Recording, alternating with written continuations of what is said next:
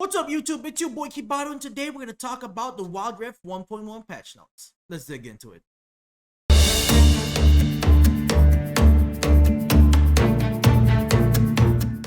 Okay, first thing up on our list is our new champions. Yep, you heard it right, new champions, which will be available on the store this 10th of December, right beside the open beta release with EU and OCE regions. Here's a clip of the new champions from LoL Wildrift's recent dev diary, and we'll talk about them right after. Darius, one of the commanders of the Noxian army, is a fighter who excels in the solo lane, using his ultimate to execute enemies and fully resetting its cooldown if he gets a kill. And as for his Reckoner brother, Draven's marksman's mechanics styles on his opponents, throwing and bouncing spinning axes, and is rewarded for taking aggressive risks. Wukong the Monkey King is also making his debut on Wildrift. Wukong is a fighter that can clone himself and sneak around to take down prime targets. His disruptive playstyle will undoubtedly add some chaos to teamfights. So we got 3 champions, Darius, Draven, and Wukong. If you're a Baron, top laner, you should rejoice in this patch as you were just added Darius and Wukong to your arsenal, which are both one of my favorite champions in the early LoL days. With Darius alone, we're being introduced to CD on kill, so watch your KDA skyrocket with those kill secured ults. This will change the dynamics of top lane bruisers added with these two, as Wukong on the other hand gives a very good additional CC on the team. With his ults, I can't wait to get my hands on both of these guys. Might even play Wukong mid if I'm in the mood. It depends. With Draven, after the recent Ezreal nerf, this is a much needed side relief, as we can use somebody aside from Jhin and Ezreal in the AD carry area of Dragon Lane. I mean, we need some crazy MFs, pun intended, and Jinx here and there. But with Draven added, this might make me want to use AD carry from time to time, especially on his really high early game spike. So next on the list, we got new language support, especially with the upcoming new region servers added to the game. We have French, German, Italian, Spanish, Polish, traditional Chinese, Turkish, Russian, and Vietnamese. On top of that, we have new features added with the ping ability cooldown. To use this feature, however, you'd have to try it with other players, as you cannot do this in practice mode. Just drag the ability on cooldown to an hourglass icon on your screen, and you'll be able to notify your teammates on how much time you have till your ult is usable. They have also added a fixed joystick controls feature, which is a good additional quality of life. On skins, we got skin releases with Darius and Draven, which are Academy and High Noon for Darius, and Primetime and Soul Reaver for Draven.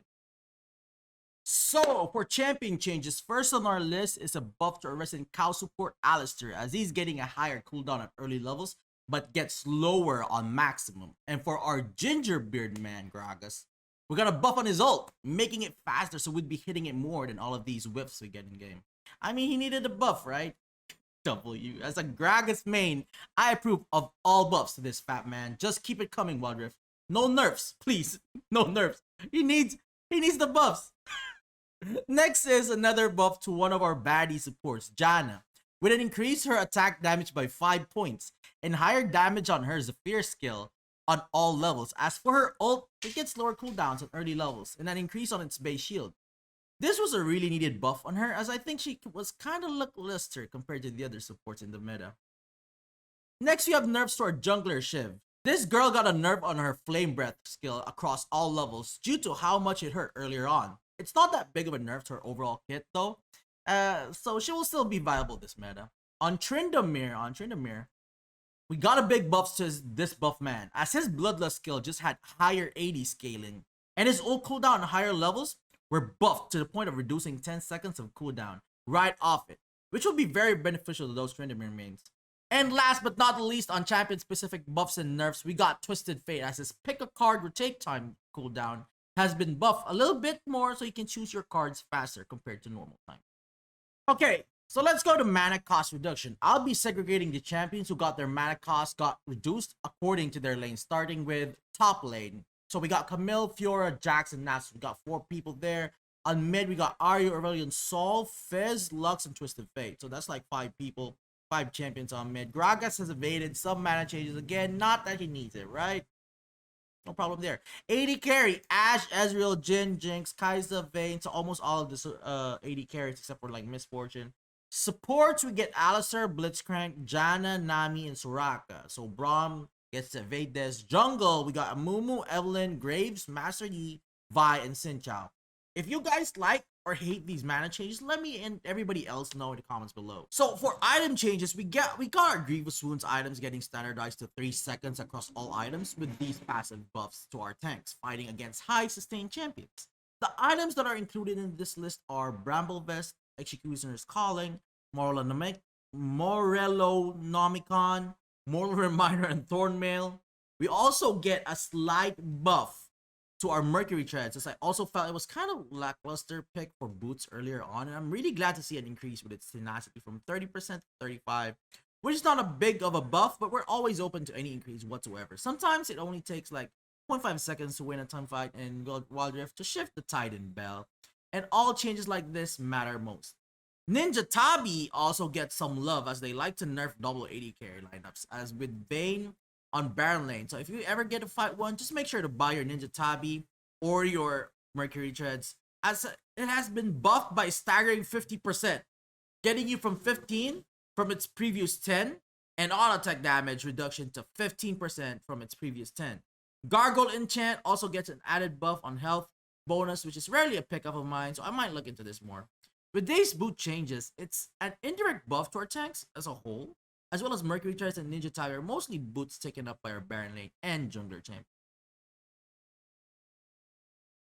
Now let's get straight to the biggest change we have to this patch. It's the ability haste.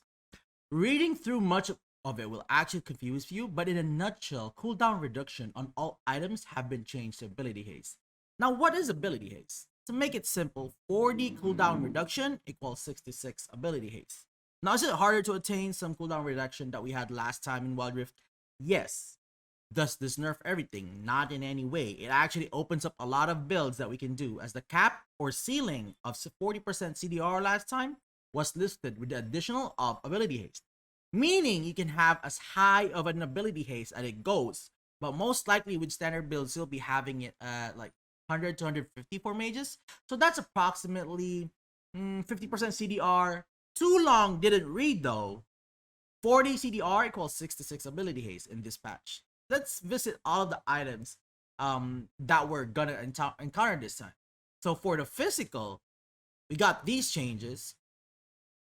For magic, we got this. For magic items, I'm just gonna show them one by one. I'm not gonna show them one by one. I'm just gonna discuss this. It's just changing of words mostly, anything substantial that much, except for the fact that cooldown reduction has been changed to ability haste. For defense, we got defense over here. We got boots. Your evolved blue buff, so 20% CDR, so 20 ability haste. Kind of a nerf there. Hunter Genius has been changed from 2.5 CDR to ability haste, and this one is really good because 1.5 CDR percent per unique takedown has been changed to 2.5 ability haste. So actually that's really good. Now let's go to dragons. Now the dragon changes are actually substantial in a way to the point that playing for objectives on this game becomes a #1 priority. Number one, since even if you're losing but you get most of the dragons in the game, you most likely will win the game, as the buffs per dragon you take is scaled, especially with Elder Dragon. So from having the base burn per dragon increase so high, it's much more better to just prioritize getting dragons over anything else in the game. With the exception that you don't trade your whole team every time in taking it, as this will most likely just tell your enemies to run down mid and finish the game early. Now for Smite, this is actually a really big change to the game, as this nerfs the jungle's ability to level up fast, as Smite has been delayed by 10 seconds for its initial second charge. What does this mean for junglers? It just delays your level 5 spike and it denies you to a higher level than laners. This is good news for mid players, as you no longer get to fight level 5 Vi in mid right before you hit level 5 as well. For rune changes, we get a little bit of an adjustment to fleet footwork, and yet again Wildrift is dissuading us from a double AD carry meta by nerfing the sustain on fleet footwork's healing effectiveness by 30%, which is really good. I hate encountering double AD carry meta in my games. Please don't do that ever. On other notes, we get improved matchmaking. I've yet to discern this after a day of playing Wildrift, but I'll give updates of this as we move along. They also limited the gifts sent in one day, most likely to prevent hacking problems. AFK penalty timings has been lowered, but I don't know if this is a good thing, as it might give AFKers the wrong idea that it's okay to just leave your game easily. But then again, it's better for casual players, because one of the reasons we're playing this game is that we can do it on the go, and on the go means most of the time maybe LTE is shit, maybe your 5G is shit, you're gonna lose the game. It's okay. They also disabled chat settings until level 8. So in my opinion, this is really good, as new players will not feel bad with all the toxicity that they gain in Wildrift as with any other MOBA, since people here are a little bit more competitive than usual. Emotes now glow in game, and I love this. Thank you very much for this. Well, I'm an emote fan. This is it for now on our first ever Wildrift video on this channel, and if you like what you see, don't forget to click the like button and subscribe for more upcoming Wildrift videos and montage. I am a Z main mid player, aka sometimes I play Gragas, sometimes okay, it's everything. I just spam Gragas right now. See you soon.